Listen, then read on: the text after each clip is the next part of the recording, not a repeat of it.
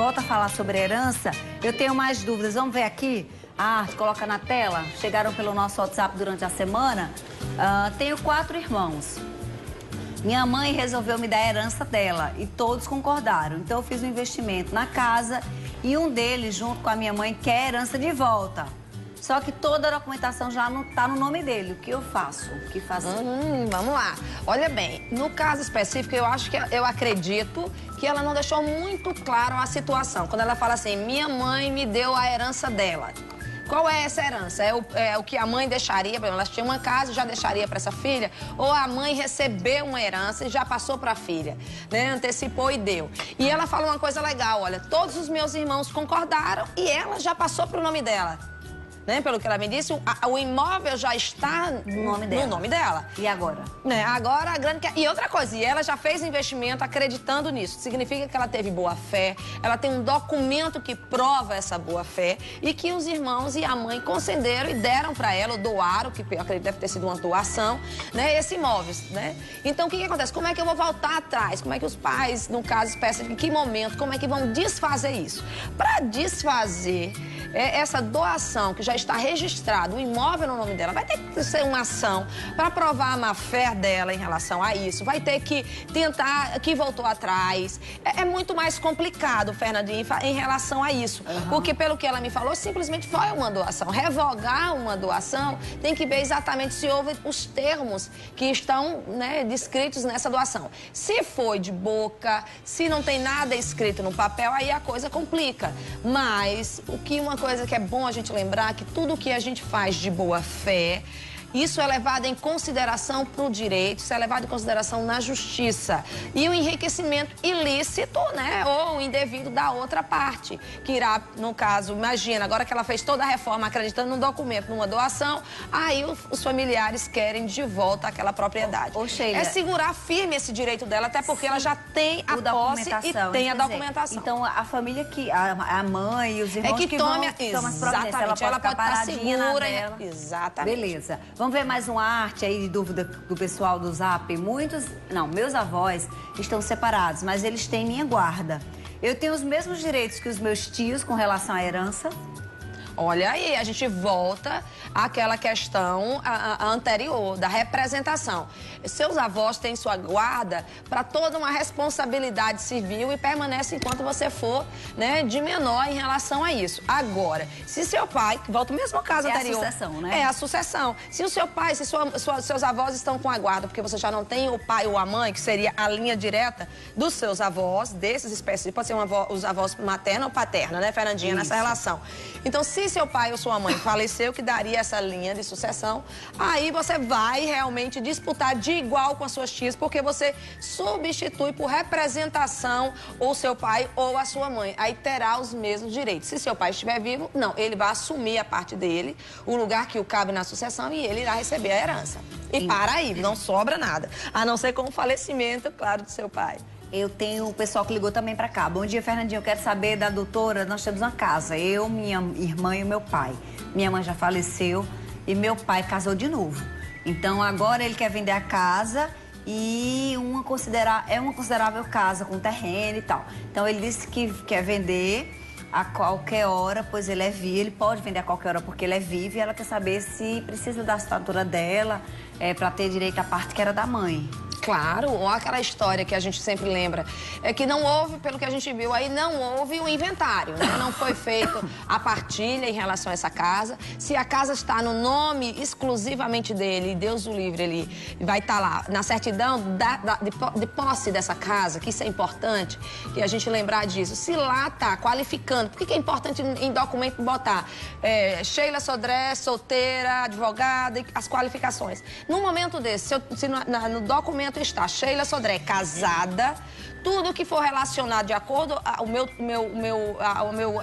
meu casamento, se é total de bens, se é compartilha, parcial, isso vai exatamente interferir nessa hora da assinatura, que eu posso, se for separação total, independente, o cartório não vai pedir autorização do meu marido para poder vender. Então, se é esse o caso, se ele está lá como casado, seu pai nunca vai vender sem a anuência da sua mãe. E para fazer isso, ele vai ter que fazer aí o inventário. E aí, nessa parte, volta a dizer, 50% dessa casa era do seu pai, tá? E dos outros 50 você tem direito, você não tem tudo.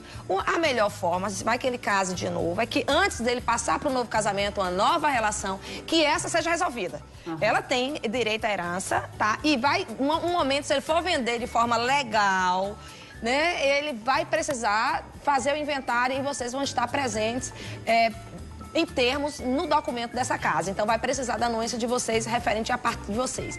Mas como a gente percebe que aqui no Brasil a gente faz muita coisa confiando na boa-fé um do outro, mal faz aquele contrato de compra e venda, as pessoas acabam vendendo e comprando coisas que não tem noção, o embaralho jurídico que pode ser por conta de herança, Fernandinha. Imagina a confusão que vai dar depois para as pessoas que comprarem isso legalizar, porque o direito das meninas permanece. Outra pergunta, eu não conheço meu pai pessoalmente, ele não me registrou. Mas como filho, eu tenho a herança dele, ela tem 30 anos. Tem, olha bem, nessa altura pedir pensão não pode mais, já tá, né? Mais complicado pela idade. Pode entrar com ação de abandono, algumas outras coisas que tem acontecido por aí. A questão é, ele não me registrou, mas você já entrou com reconhecimento de paternidade? Como entendeu? É que prova, né? Que tem que provar que é filha. Isso, porque você já entrando com ação disso, você não vai exigir agora mais pensão, não dá mais. Mas você já fica documentada legalmente para no caso dele vir a falecer, você tem direito. Olha, acabou essa história no Brasil de filho ilegítimo ter menos direito ou não ter direito em relação ao filho do casamento. Não tem mais. Filho é filho, independente de onde vem, a hora que vem, o que acontece. Vai ter os mesmos direitos.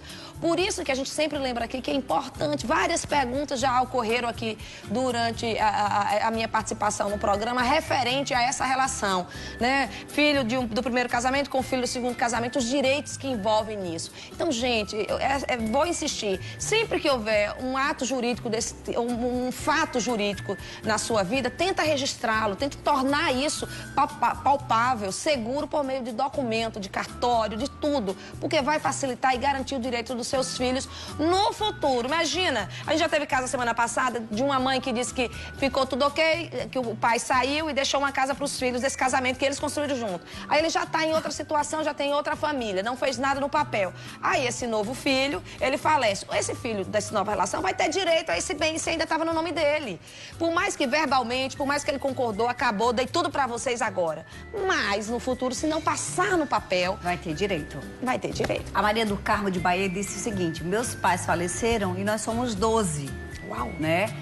Mas o irmão meu mora na casa que os meus pais deixaram lá em Campina Grande. O problema é que ele quer ser o dono da situação e tem meus irmãos que precisam viver de aluguel porque ele não deixa viver por lá. O que deve fazer? Ou seja, é um bem que tem 12 ao direito, mas tem um morando.